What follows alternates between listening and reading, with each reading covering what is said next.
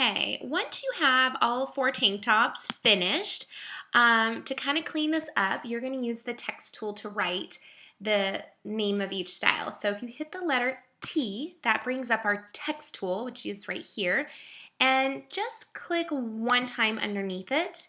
And for the first one, we can write maybe flared V-neck. Then go back to the black arrow and just maybe center it. Hold down Option, click drag so it stays lined up, and then double click it, and maybe this time we'll write flared scoop neck.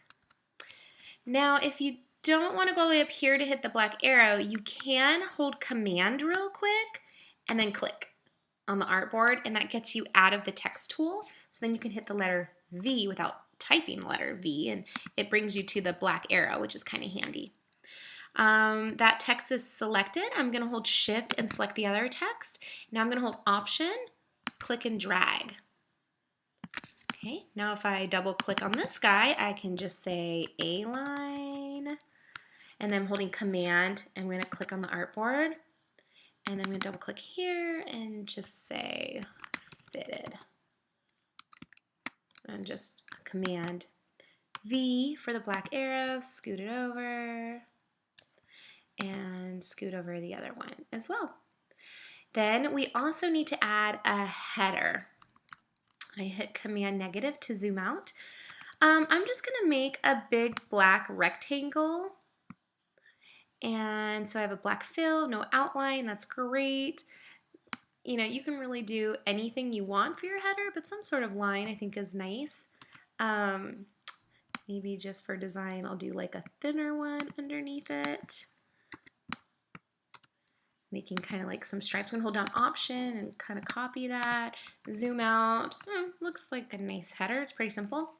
And then I'm just going to type up here my Tanks Library project, so I know what it is.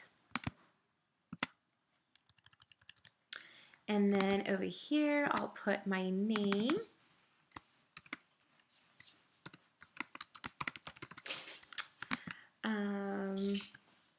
And then, you know what, maybe right here in white, I'm going to change it so you can see it. So I double clicked my fill color and I chose white. Maybe I'll put the date, whatever today's date is today. There we go. And then to save it, always save an AI version for yourself. So go File, Save, so you have it, and don't forget where you saved it.